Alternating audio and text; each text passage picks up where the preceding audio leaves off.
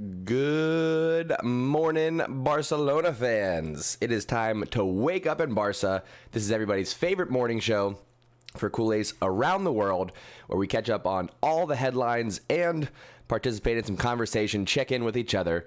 So welcome, good morning to you all. In today's episode, we're going to catch up on the Barcelona news. We will also take a look at where we are with contracts. Most importantly, Ansu Fati.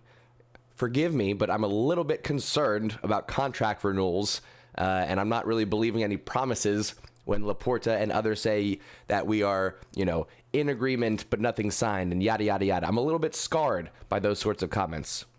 So we're going to look into that. And then if there's time, we might poke around at a potential starting 11 again. In Monday's episode, we did take a look at a potential starting 11 for when we are fit and healthy, returning from international break. We mostly focused on a 4-3-3. Today, if we have time, I want to take a look at a potential 3-5-2, because we know Coleman likes to slide into that 3-5-2 formation. So, with that said, let's go ahead and get this party started, my friends. Ladies and gentlemen, you are now tuning in to the undefeated Mustache John. All right.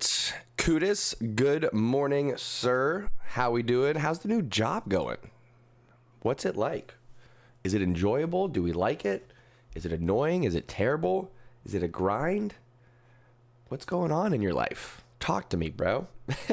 And everyone else, good morning to you as I get a couple of things set up here. Like I said, I am concerned about some contracts. Good morning, Winston. How we doing, sir? Particularly because all year long we heard Messi's going to renew. Oh, we're in agreement. We just have to sign. Oh, the contract's done. Oh, yada, yada, yada. And then Messi left. Ouch. So, I hope that we do not find ourselves in the same situation for Ansu Fati, whose contract ends this summer. So we're going to talk about that a little bit, and we'll go over the news. We're going to start with the news. Then we'll talk about contracts, and then if we got time, we will do a little bit of potential lineups. That's what today's going to look like, my friends. Let's go ahead and open up a tab so we can get the news going. Minimize this. We'll open up this here. All right. Chang, good morning, sir. Welcome back to Wake Up in Barca. How are we doing today? We got that there. All right. Move this. And we're ready. Let's get some Barcelona news going. Okay. Top stories. View all. Good for the women's Champions League result. 4-1 victory over Arsenal. That's expected. We got some good results from our ladies team. Strong performance. All right, let's jump over to Barca Blaugranes. They pump out a lot of content, I got to say. What do you all think about the potential of Raheem Sterling joining us in January? Supposedly, there were talks over the summer. We were close to maybe making an offer, maybe having a contract signed, but things fell through. I think Sterling makes way too much for us to even consider bringing him in. Let's just look up what he makes. Raheem Sterling wages, $52 million. He makes over $400K a week. That's insane.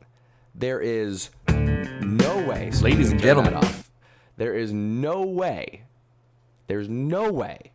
that we are going to bring in Sterling and pay him that much money when the number one goal for this year is to cut down on salary costs. Okay, stop that. Thank you. We just let go of Messi, Griezmann, and panic sold players like Emerson just to squeeze out as much space of the salary cap as we can. So I can't imagine it happening, particularly with the fact that we're going to have our players coming back from injury now. So we're going to have Dembele, we're going to have Aguero, Ansu Fati will be 90 minutes match fit. Why would we then go and get Raheem Sterling, even if it's on loan, just to pay him that much money. I mean, maybe if City was going to pay half of that, even then, no, I don't. I just don't think. I don't think that's a good idea. I really don't. I don't think Sterling has the mental fortitude to survive at Barcelona. I think he would be another Griezmann, unfortunately. Vipula, good morning.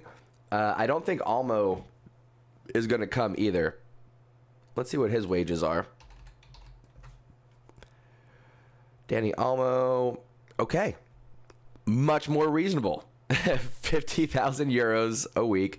That is much more reasonable compared to the Raheem Sterling 417,000 a week. So from a financial standpoint, I'll say Danny Almo is more likely of the two.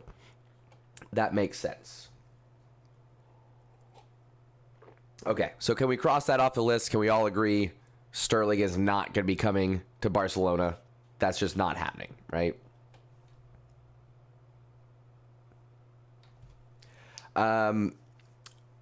Probably not Culers, but it does occur on occasion. We're not the only ones who are willing to pay a player partial salary just to get them off of our wages. I don't think it'll happen in the case of Danny Almo. Maybe Man City, but they're not in any kind of like financial stress. They could let Sterling sit on the bench for the rest of the year and it won't affect them whatsoever. So I hear you on that one. I do. I hear you. Let's jump back into some headlines.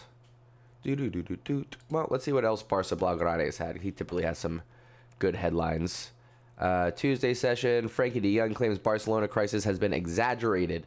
I'm disappointed, not depressed. Okay, let's see what Frankie de Jong has to say here. Oh, cookies, blah, blah, blah, blah, blah. I reject your cookies, sir.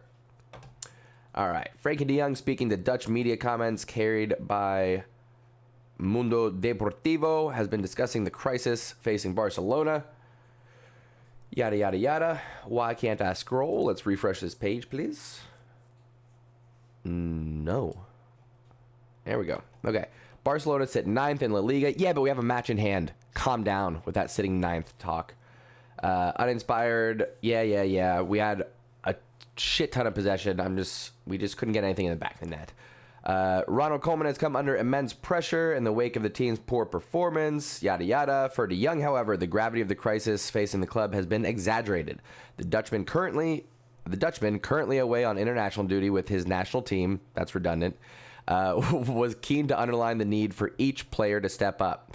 This is a quote from Frankie de Jong now. It's much exaggerated.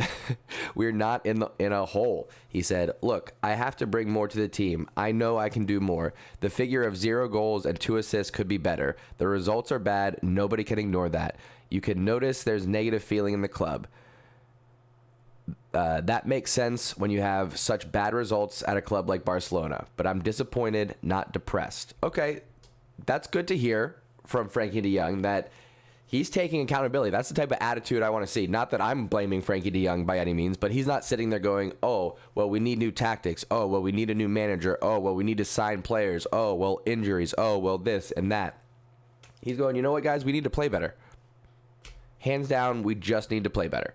So that is why Frankie de Jong is a future captain at Barcelona, because of that type of mentality. Cheng, I would love for Haaland to come to Barcelona, but again, it depends on Haaland's mindset. If he wants to go for the biggest paycheck, it won't come from Barcelona. I can promise you that. If he wants to be a part of revamping Barcelona and get a top salary, but not the best offer, I'm sure, maybe we're an option. But I don't know if we're going to be getting Sterling on loan and paying him $400K a week. That Haaland ain't going to happen. But I'm wiping that off the board. There's no way Sterling comes to Barcelona, particularly in January. Vipula, you love Trincao. Absolutely love Trincao. He had plenty of opportunities at Barcelona. It didn't come into fruition. I think a year away playing in the Premier League will be good for him. Do I think Haaland and Mbappe will go to Madrid? If yes, we're screwed. No, they're not going to both go to Madrid. I can't imagine that happening. That would be wild. However, for those of you that are old enough, back in 2007, 2007, both Kaká and Ronaldo, who were 2 and 3 in the world at that moment, both went to Madrid in the same summer. Kaká was ruined by Jose Mourinho, but nonetheless, 2 of the 3 top players in the world both went to Madrid. But you know what happened after that? Do you guys know what happened after that? Pep Guardiola, Lionel Messi, Xavi, Iniesta, Busquets, Dani Alves, Pedri, Eto'o, Thierry Henry, Piqué, Carles Puyol. That's what happened. More trophies than Barcelona has ever seen. So I will say if Madrid do sign Mbappe and Haaland, I will draw the metaphor to when they signed Kaká and Ronaldo and barely won anything for multiple years. It wasn't until like 2013, I think, Kaká was well on his way out after that. So suck on that one, Madristas. Just saying. But like I said, it is good to see Frankie de Jong stepping up, taking some accountability there. Manchester City forward, crazy for Barcelona. We're not going to pay those wages. There's no way. There's just no way. Nope. Not going to happen. No. Oh, okay. I thought it said out on injury. Whew. My bros, I just said all of this. I disagree to all of these. I disagree. Okay. Safe. Anyway, Barcelona wants center back Samuel Umtiti out of the club in January. Both Barcelona coach Ronald Koeman and the club's recruitment department are clear that Samuel Umtiti will not get chances at the club this season. The defender was reluctant to leave in the summer and forced a meeting with the president, Joan Laporta. Yada, yada, yada. We know all of this. Umtiti has a contract until 2023. The club wanted to transfer him in the summer or at least loan him. The player was only open to a loan but wanted Champions League club. The offers received were from Nice, Lazio, Besiktas, where Pjanic moved.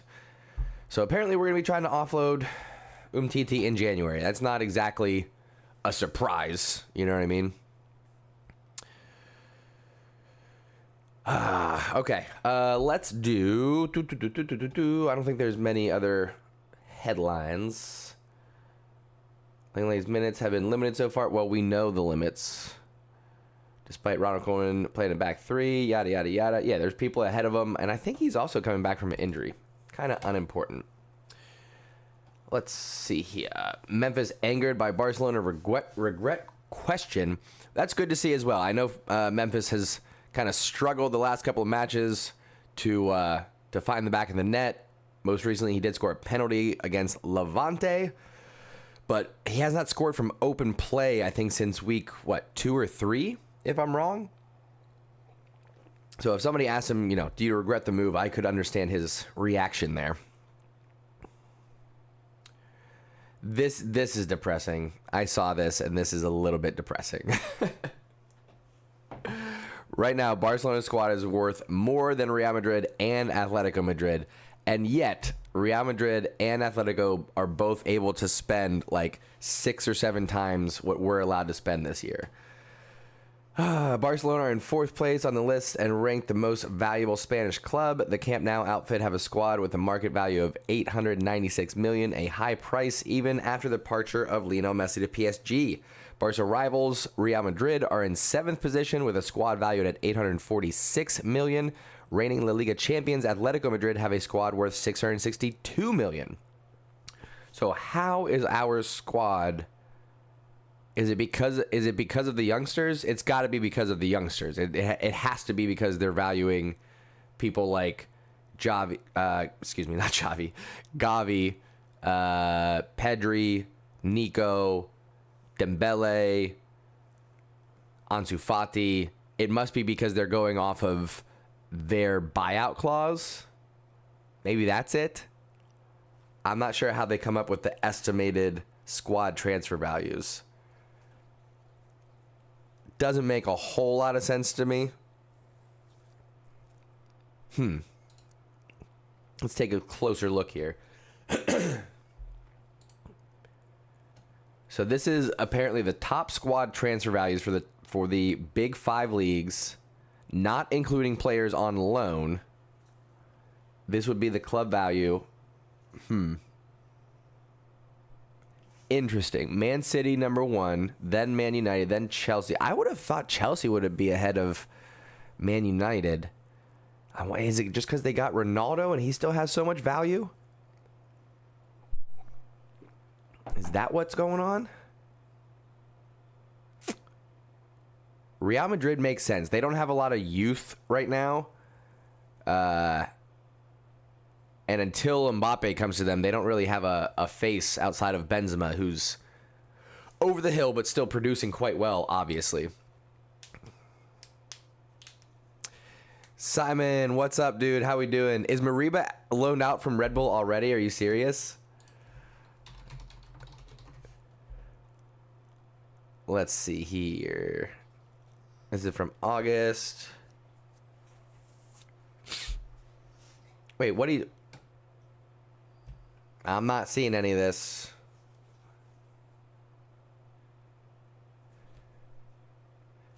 Where were you seeing that he's going out on loan? And is this happening in January?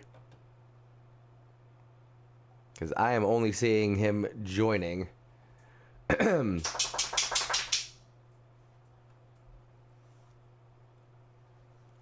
So let me know, Simon. Just talk that he's going out. All right. Chang, I am from the USA, originally from West Virginia, currently living in Ohio. Puyo, hey. Stop that. Sitting there licking his butt on camera. I don't think that's even legal, dude. I don't think that's even legal. Anyway, any surprises on this list? I'm a little bit surprised Atletico Madrid are in the top 10. I'm surprised Borussia Dortmund is not higher with all the youth that they have. PSG, same. I thought PSG would be ahead of Madrid. That's a shocker, actually. I would think PSG would be ahead of us and Chelsea. I would have thought PSG would be in a top 3 maybe. Interesting. Okay, let's jump to talking about Ansu Fati contract. Let's see if we can get some news going. So in 2019, yeah. All right, this is 7 days ago. That might be the latest.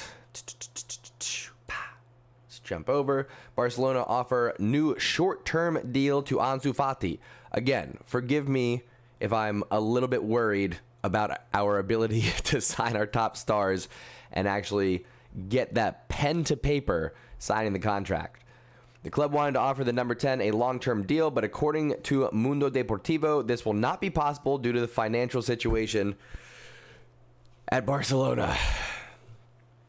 Mundo Deportivo report that Jorge Mendes, Ansu Fati's agent, has a new contract offer on the table for the Barcelona player.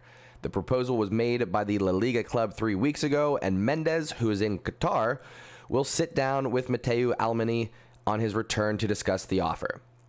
So, we are looking at a short-term deal for Fati, which makes me incredibly nervous. Barcelona will not be able to offer their number 10 a long-term contract, owing to the club's current financial problems. Fati has been offered a short-term deal with the option to extend it as the club's debt reduces. Cadena Cope have reported that Barca have a salary limit of $97 million, which is much lower than their budget of previous seasons. Yes, this is very true. So I think we need to get through the next couple of years, which is probably why we're going to offer a 2-year contract here and go from there. But that just makes me incredibly nervous. Ansu Fati has a contract until June of 2022. That means the end of this year, folks. We could see him walk away if we don't fix things. Barca signed a unilateral extension clause until 2024, but the validity of the clause is in question as a player under 18 cannot sign a contract of more than 2 years. Great. But all we need is a legal battle and Ansu Fati leaves. That would be just amazing for the club. The last meeting between the parties took place on September 15th, and both sides came away with the idea that Fati will extend his stay at the club that gave him his debut at just 16 years of age. End of article.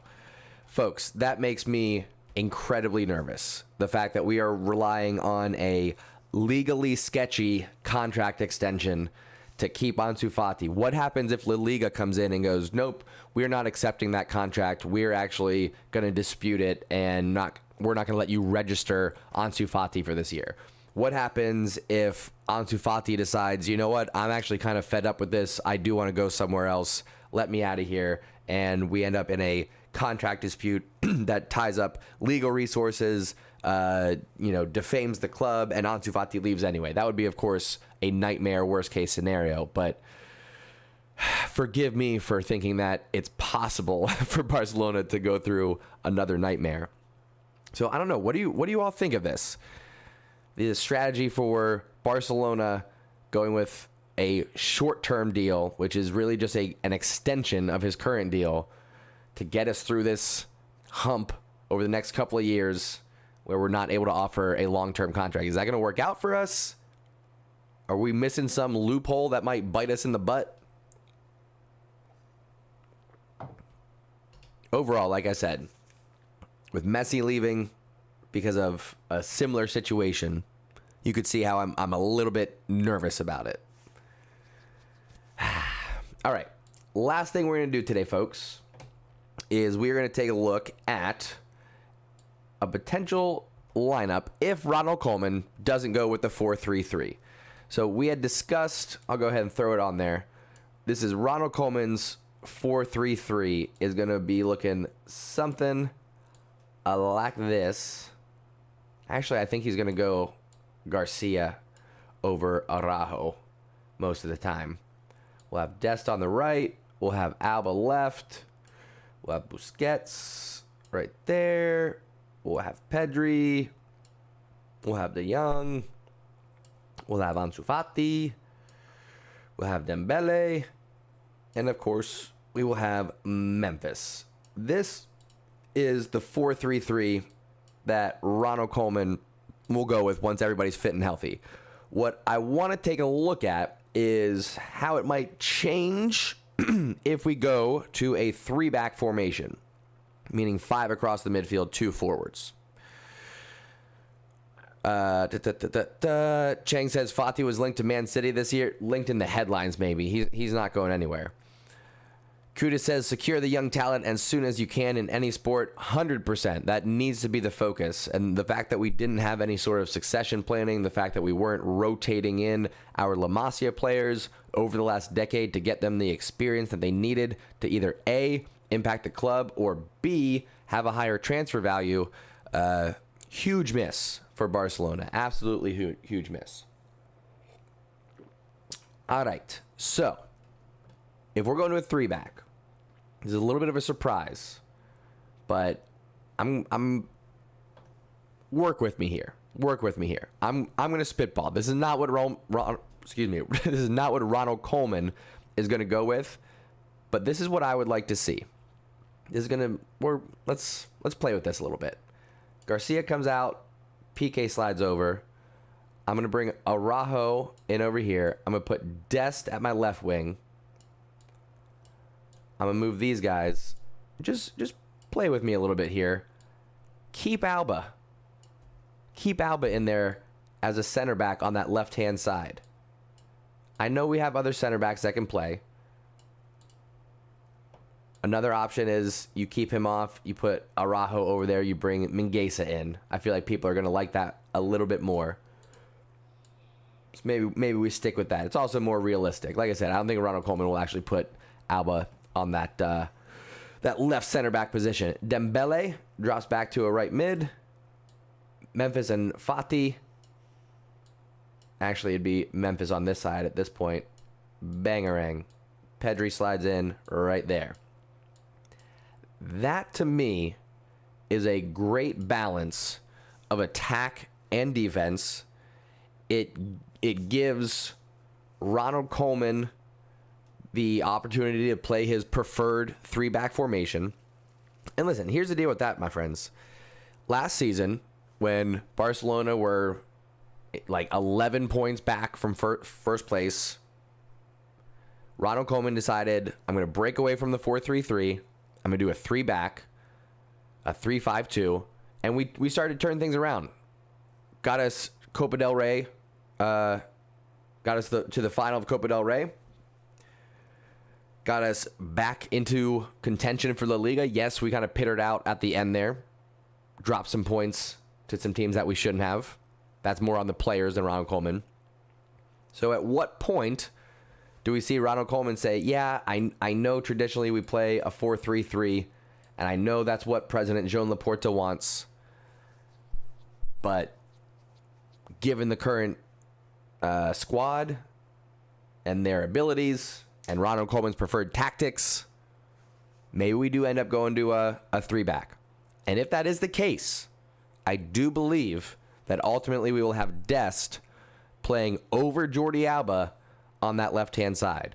I think Dest on the left and Dembele on the right gives us incredible pace on the wings that is going to have to draw the midfielders out to help cover, and then you have Pedri, De Jong, and Busquets shredding them with passes as Memphis and Fati sneak in behind. That's what I'm hoping to see moving forward from Barcelona. Even if it ends up in a 4-3-3, it doesn't have to be that different. What would happen? Mingueza would come out, Dest would slide here, Piqué and Araujo would go central, Alba comes here, and then we see it look a little bit more like this. Right? We could do that. So whether it's a 3-back or it's a 4-back, whatever it is, there's not a whole lot of difference. We need that creativity. We need to have Fati back up, 90 minutes match fit. We need to get Dembele back. I do want to have Jordi Alba come back and be fully fit so we can see if Dest can keep his current form on the right-hand side. That's a big question for Barcelona. When Alba comes back and he's fit and healthy and you have him on the left-hand side, can Dest move back to the right and continue playing as well as he was on the left-hand side? If not, I think we do have to consider keeping Dest, benching Alba, and playing Mingueza on that right-hand side. Just because so far Dest and Memphis and Fati have been our best 3 offensive outputs. What happened to Alex Collado? I don't know. He's dicking around with Ricky Puig somewhere because Ronald Koeman does not like what he sees from Collado or Ricky Puig. They're just not going to get playing time. Unfortunately, not going to happen. Creativity, chemistry boost. Absolutely, Kudus. All right, friends. We are going to get rolling here. We're going to start our day. Not a lot of news, not a lot of action today. We got an international break coming up. We will have some action here on the channel, though. We have another Wake Up in Barca on Friday morning, where we will take a look ahead, maybe look at some of the international matches. And Thursday night, USA's playing, so look for a surprise stream Thursday night for U.S. Men's National Team World Cup qualifiers, all right? Not making any promises. It'll be a surprise. So for you to catch that announcement, you're going to have to subscribe to the channel, turn on those notifications. If this is your first time watching, consider this your invitation to join the undefeated community. Like I said earlier, we do Wake Up in Barca, which is our morning news show, catching up on all the headlines, hanging out with each other. We do that every Monday, Wednesday, Friday morning at 7 a.m. Eastern Daylight Time, right here on the Undefeated channel. And this is also your place for all the live Barcelona matches where we do a hangout party. I don't provide any video or audio, but I do the play-by-play commentary. We have the scoreboard and the clock going. And more importantly, we've got Culers from around the world hanging out, participating in the chat, so we can catch up with each other, talk about the match, talk about what's going on in the football world. It's a good time. So there it is, friends. Come hang out with us. Next action is going to be Friday morning, unless I do a surprise stream for the USA match. We'll see. Either way, I will see you next time right here on the Undefeated channel, my friends. Thanks for tuning in and taking a ride. Love y'all. Bye.